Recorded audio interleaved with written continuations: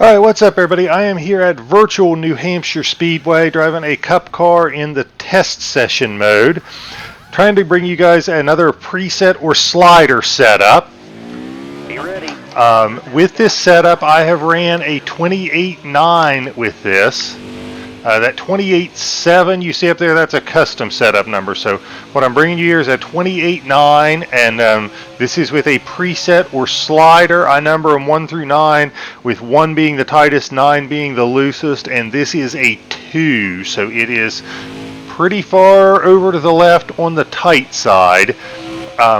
New Hampshire is really bad about having your car get really loose really early in the run, and you are coming off the corners and you are just playing sideways.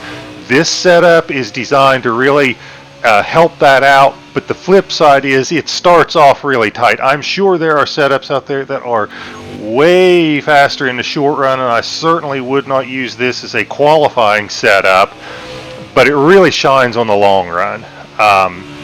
I was running 28.9 was the best I hit with it, but then by the end of the run I was only down to like a 29.5, so it didn't fall off that much. 29.5, 29.6, but I actually did screenshots of the laps from that fuel run that I will post here at the end of the video so you can see what the fall off was from beginning to end.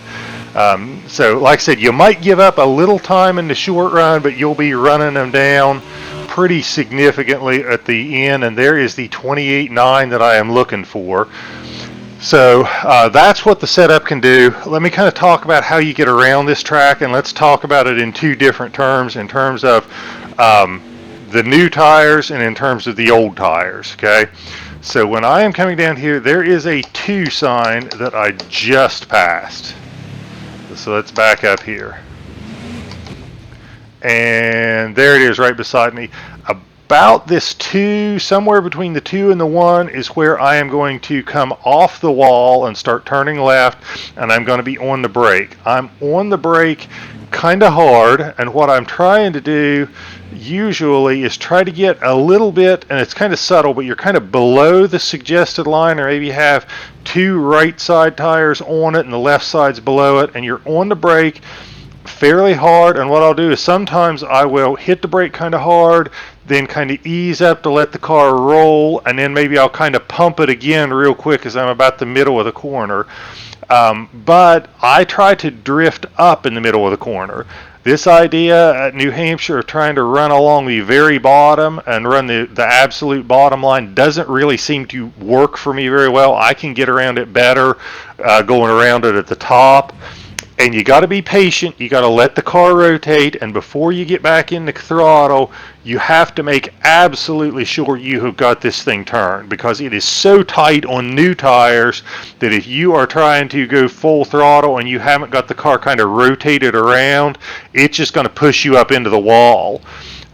But I drift up in the middle, and then I don't mind being a little bit high on exit. If I've got it turned well enough, I'll be low, but I don't mind being a little bit high as long as I've got the car turned and I can stay in the gas. And it's kind of the same thing in turns 1 and 2 as it is 3 and 4. There's kind of a different mark to use up in 1 and 2. I really don't think there is a great mark in 1 and 2. But I'll try to show you what I got.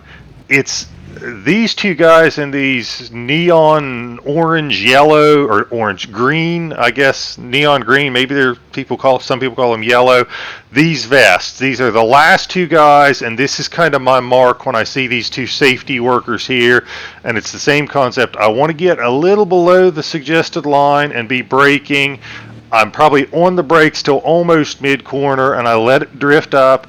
I make sure the car rotates before I get back in the gas, and then I get back in the gas, and I try to be a little bit low coming out of 2 because it seems like it is a narrower turn than turn 4, and I'm guessing that's because 1 and 2 are a little narrower because you got pit road maybe, but it just feels like they are narrower. So I try to be lower coming out of here and then let it drift out. Now, that is the way you do it on new tires. Now let me do the same concept but on old tires. And it's the same concept in 1 and 2 as it is 3 and 4, so I'm kind of going to Gonna just do 3 and 4. You use about the same braking point. When I am on older tires, it seems like I run a little bit higher on entry. I just run a kind of this same consistent line most of the way through the corner. I brake at the same point. I'm on the brakes about the same thing, but I'm just running kind of this consistent line just about a groove above the suggested line. Now, getting back on the throttle is different as well. I may use the same braking points and same turn in, but I'm running a little higher line. When I am coming out of here on old tires, I definitely want to stay above the suggested line. I want to kind of stay right in between these white lines that I'm going through here. And what I'm trying to do is really let the car rotate very, very easily back into throttle. And when I said before I had to make sure the car rotated, the car may have rotated, but I may have still had the wheel turned hard left. When the tires are worn, I am not going to be back on the throttle when the wheel is turned hard left. I'm going to get the car to turn, then I'm going to be straightening the wheel up, and as I'm in the process of straightening the wheel up, that's when I'm really coming back onto the gas hard and going full throttle.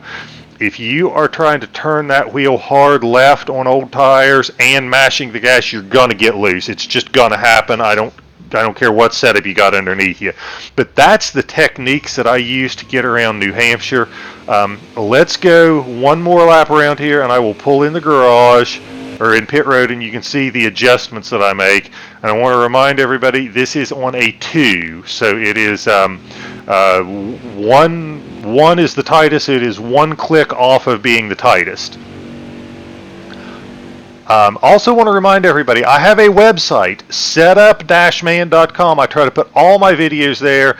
I categorize them so like all the Xfinities are together, and all the Cup, and all the truck, and all the stuff that's got the preset videos together. All my videos on adjustments and driving tips are together in one place. There's even some downloadable spreadsheets there for like gear ratios and stuff, so you can look up gear ratios easier. So check out my webpage, setup-man.com, and this video will be up there in just a couple of days. But let's get on pit road here. So all that I have done is I went up on the tape, and I'm not sure if that's 1 or 2 clicks. I went up 2 clicks on the wedge. So you know it was a 2, I went up 2 clicks to tighten it. I went up 2 clicks on the right front, or not 2 clicks, 2 pounds on the right front, 2 pounds on the right rear. So it's kind of 2 all the way around.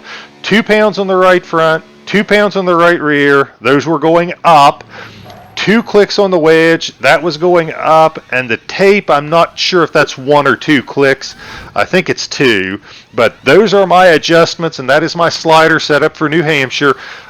Again, if you're not careful, it will get loose on you, and I will post right after I stop talking here the screenshots from my fuel run with this, so you can see what it was like on a long run and how much the fall off was. But anyway, that is the New Hampshire setup. Hope you guys like it. Hope it burns lots of fast laps for you and it's fun to drive. Have a great evening, and thank you guys so much for the support.